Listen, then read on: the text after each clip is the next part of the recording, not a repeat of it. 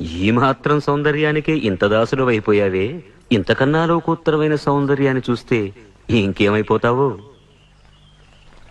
ఇంతకన్నా సౌందర్యమా?